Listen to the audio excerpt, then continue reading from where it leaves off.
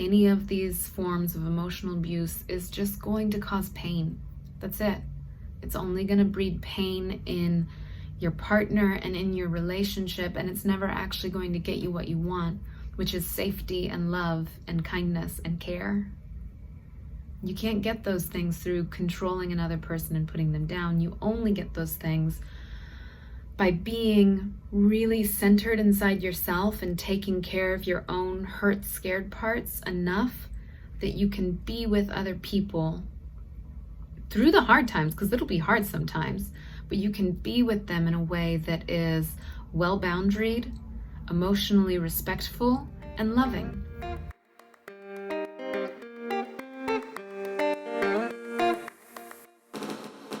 Hello, and welcome to Practice Intimacy. This is the place to be to learn all about love, sex, and how to have the best relationships you possibly can. My name is Jami Lynn. I'm a marriage and family therapist, and I work in the Austin area. And today we're going to continue our series about relationships. This is kind of a one-on-one series, and the main thing I wanted to cover today is really understanding what is unacceptable in relationship, because I find that a lot of the time people don't know.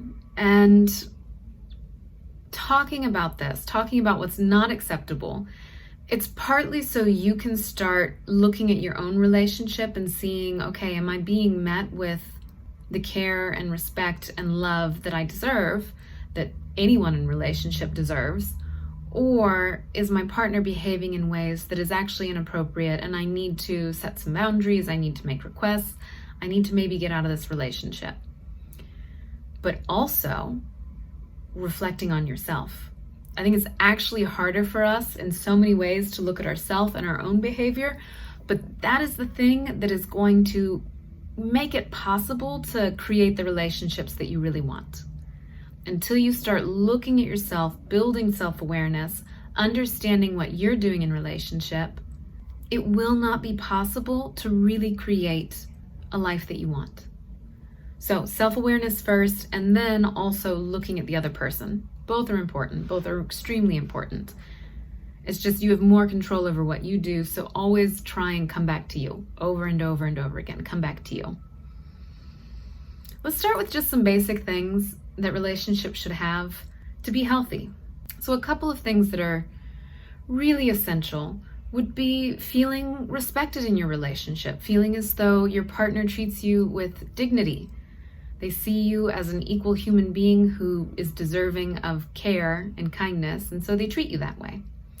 Other things would be really acknowledging who you are, like noticing your interests, paying attention to your feelings, behaving in ways that show that your feelings and thoughts are valid, just really acknowledging you.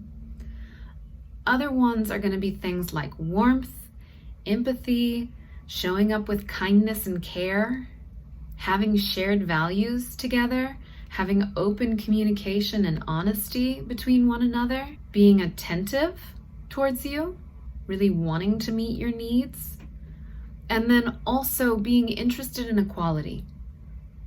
Not wanting power over, not wanting to be inferior and be taken care of, but equal. Equal responsibilities in the relationship, equal value in the relationship, equality. And then of course, something that is so important, but we don't talk about too much, is vulnerability. Showing up in your relationship in a vulnerable way, sharing your feelings, sharing your thoughts, being real even whenever it's painful, being accountable towards your actions, which is vulnerability in action. All of that is really essential for having a good relationship. And then you might find that there are other things for you that are really important. So just kind of get curious. Are there things that are really important in your relationship in order for you to feel actually that's one that just came to mind, stability. For a lot of people, stability is a big one. I want to be able to rely on this person. I want to know that things are going to be pretty consistent over time. That's important to a lot of people. So just get curious about yourself. All these things I listed are probably in your list, but there might be other things too. So just kind of wonder about that. So let's get into unhealthy things, what might be happening in a relationship that is not acceptable and needs to change if you want to have a positive, healthy relationship with another person. There's two broad categories, and I'll talk about both, but know that in each case, these fall on a spectrum from this is inappropriate, please see that it's not okay, I need apologies, I need it to change, all the way to like, this is really, really bad. This absolutely has to change. This is totally not okay. And if it does not change, I'm leaving. Like, there's a whole range. Be aware of that. I'm going to talk about the whole range and the spectrum with both of these. But the two broad categories would be physical violence, any sort of physical violence, totally inappropriate, and then mental and emotional violence. So we'll talk about the physical violence first because it's often easier to see, although you'd be surprised there are people, including me in my past, who did not realize they were being physically violent or were in denial of the physical violence. So we'll talk about that one first because it's a little bit more obvious, and then we'll move into the mental emotional violence. So with physical violence, there's the obvious things that people know are not okay. Hitting, slapping, pushing, punching, beating another person. In this, there would also be sexual violence included too, coercion, force. All of that is entirely unacceptable, which a lot of people are like, yeah, of course. Tons of people are like, yeah, of course, that's totally unacceptable. But some people don't actually get it. Some people don't get why this is unacceptable. So let me explain. It is unacceptable because using your power, using your force, to make another person act in the way you want them to act, to make another person think in the way you are hoping they will think, to make them behave how you want them to behave, that is a boundary violation. That is enforcing your will on another human being. And sometimes we do this to animals too. And it is not appropriate. It's not okay. It will never actually get you what you want.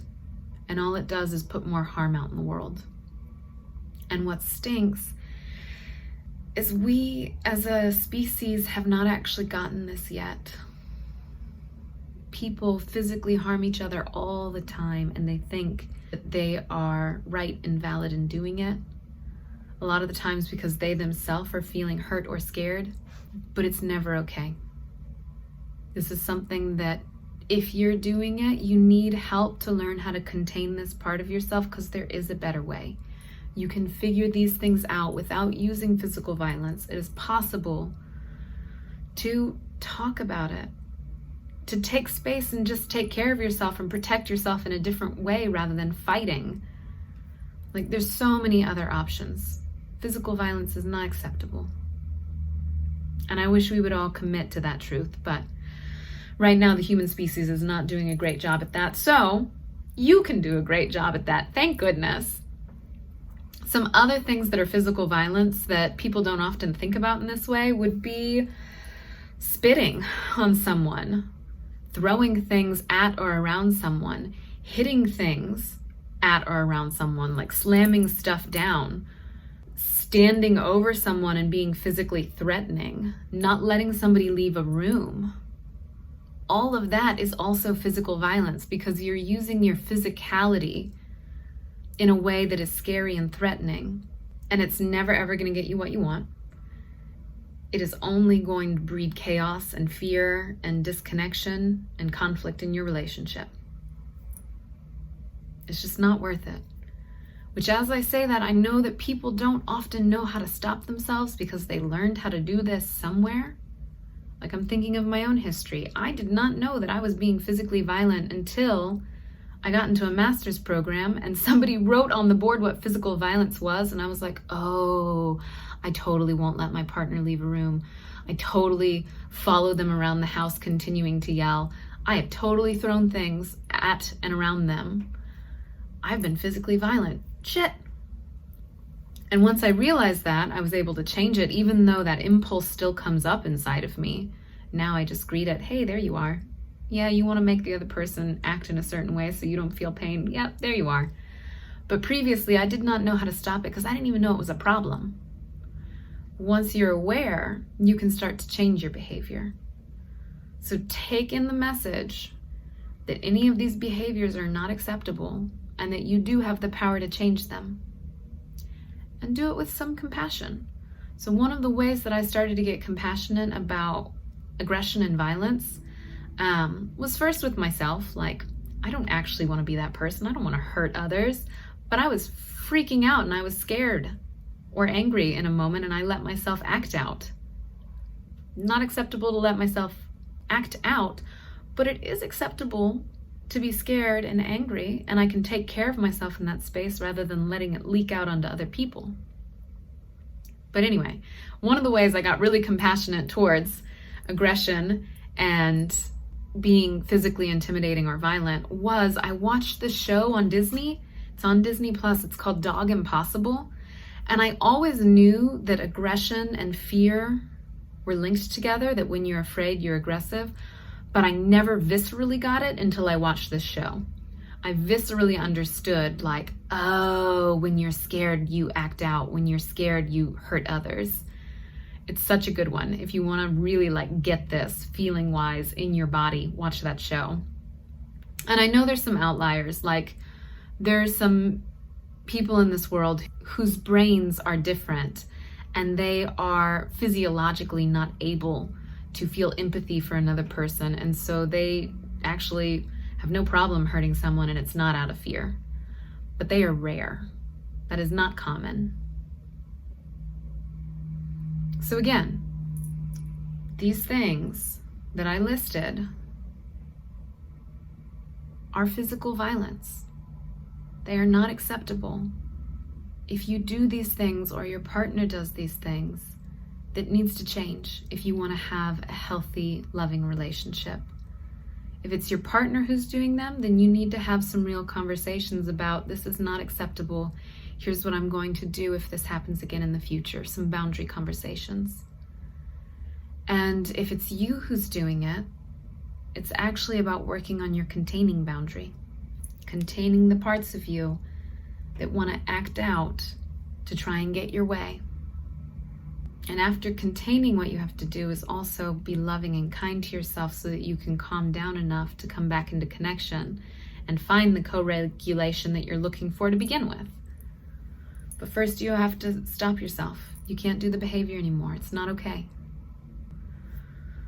So then let's talk about the mental and emotional. I'm going to give some broad categories and I'll kind of talk about them as we go through. But even with these, with the mental and emotional, in the end, what it's about is attempting to control another person. And when somebody displays these behaviors, it's because either they're scared or they're in shame or they're attempting to get power over to feel more secure in this world. It never actually works, but that's what they're trying to do. That's what their system's trying to do unconsciously most of the time. So a few examples of emotional or mental abuse, including verbal abuse, would be things like withholding information, not telling a person that you're connected to things that are true in your life. That is mental and emotionally abusive, depending on what kind of things you're withholding. Any kind of withholding can be abusive. It might be that I'm just withholding affection because you pissed me off. Or it might be that I'm withholding some really serious information about our financial situation. Like, that is mental and emotional abuse. That's not okay. Discounting what another person says is not true.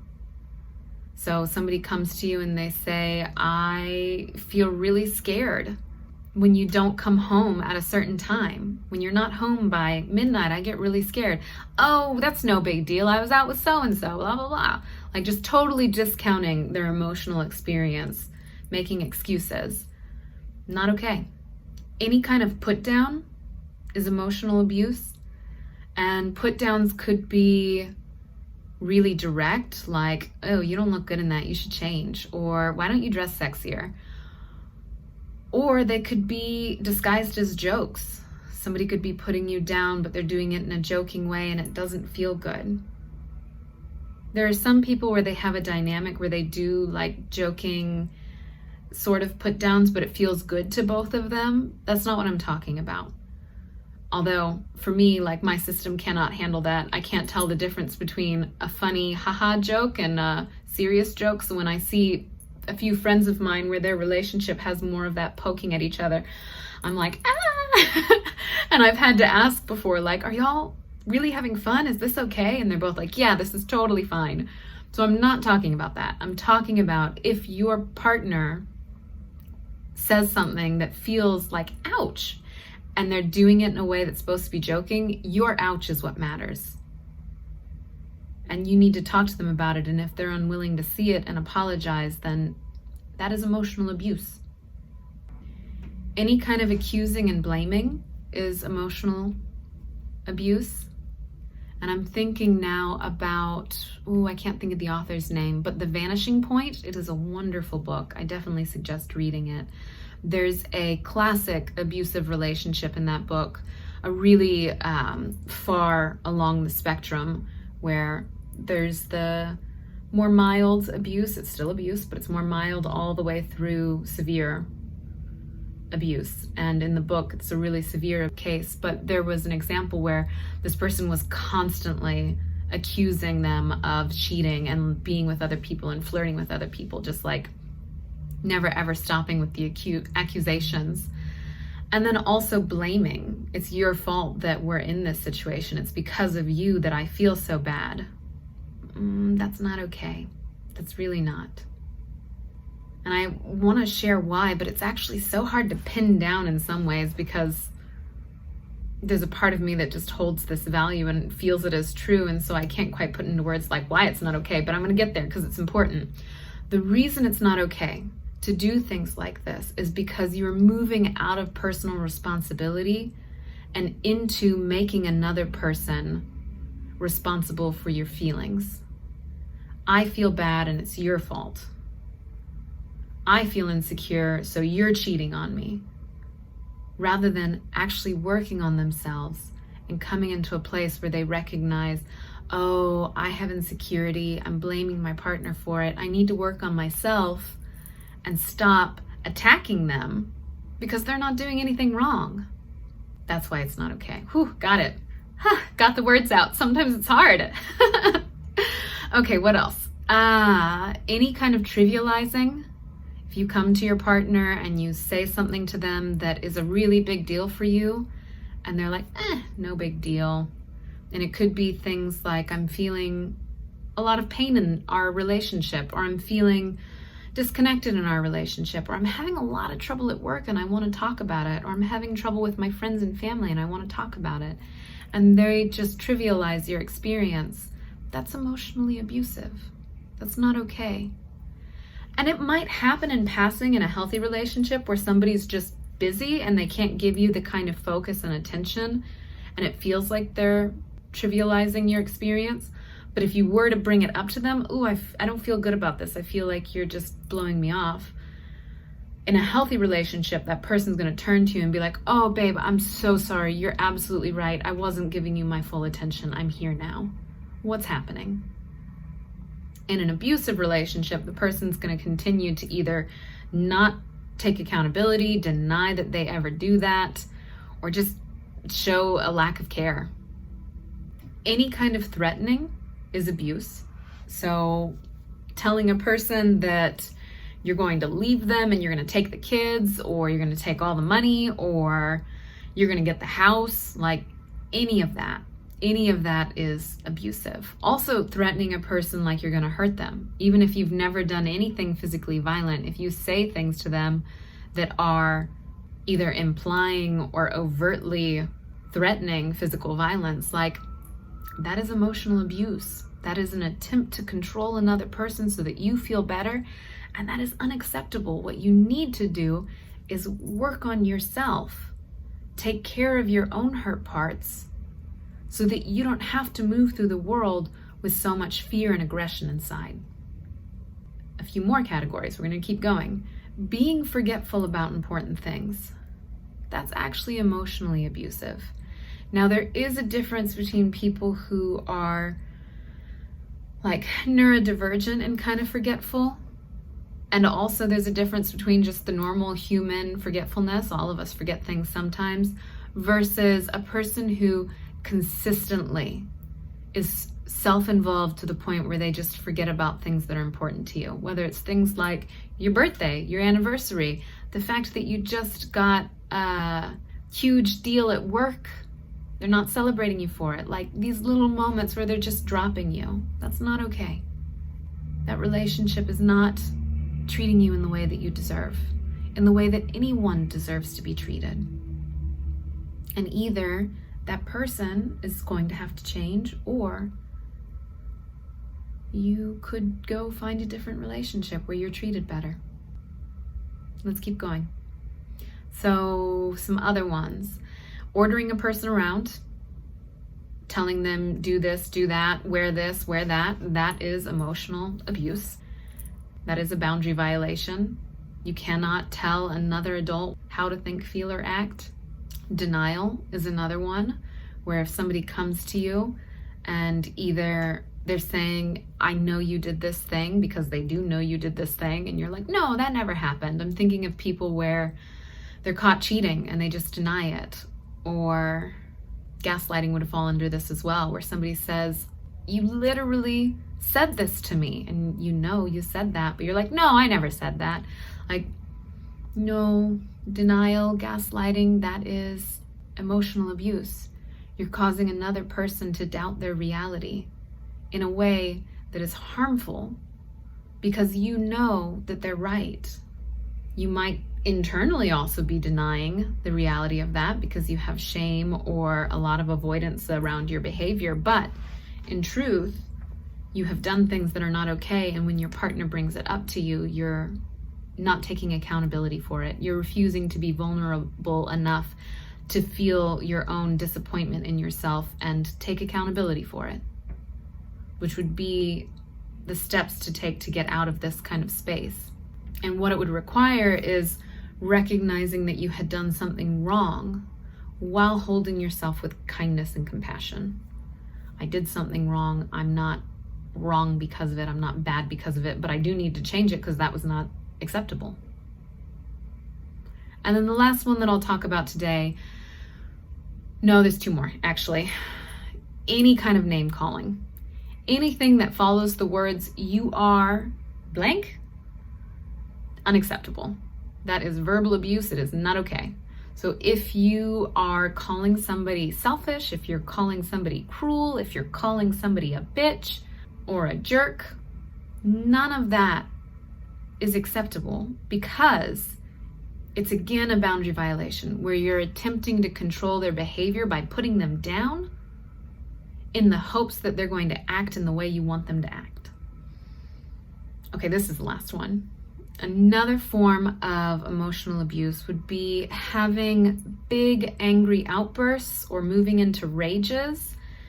And it doesn't necessarily have to be a physical rage, but it could just be like a verbal rage, being really angry at the person, rather than controlling yourself, rather than what is healthy displays of anger, because it is okay to get angry in relationship. It's not okay to yell at somebody. It's not okay to follow them around in an angry rage, but it is okay to be angry. And I remember one time when I really learned how you could do this in a healthy way. One person had just learned that their partner had cheated, and they were crying and they were looking at their partner, and what they said it many times, but they said it in exactly this tone. I am so angry at you. I am so angry at you. And you can tell I'm angry when I say that. But am I raging at them? Am I letting my anger spill out in a way that's really harmful and damaging and scary? No. I just thought of one more that feels important to say. Another form of emotional abuse would be disgust. Showing disgust and contempt towards your partner, acting as though there's something wrong with them. That is also emotionally abusive. Any of these forms of emotional abuse is just going to cause pain. That's it. It's only going to breed pain in your partner and in your relationship, and it's never actually going to get you what you want, which is safety and love and kindness and care. You can't get those things through controlling another person and putting them down. You only get those things by being really centered inside yourself and taking care of your own hurt, scared parts enough that you can be with other people through the hard times, because it'll be hard sometimes, but you can be with them in a way that is well-boundaried, emotionally respectful, and loving. Okay, I hope this is helpful. Please know that if you are in a situation like I've described, there are things you can do to start making it better. Some of that is boundary work, beginning to really shore up your psychological boundary. One of the ways I know people have done this that I think is really good is, especially with emotional abuse, saying things like, I am not what they're calling me. I am not selfish. I am not a bitch. I know I'm not. Starting there and then moving into the kind of boundaries where you're asking another person to change their behavior. But it's really not that. What a boundary actually is I want to be with you, and if this does not change, here's what I'm going to do. And then if you're the person who is being abusive in your relationship, one, thank goodness you are recognizing it, because now you can start to change it.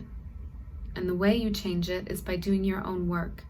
There are parts of you that are afraid and hurting, and you need to come into contact with them and take care of them so that you do not have to act out in this way anymore.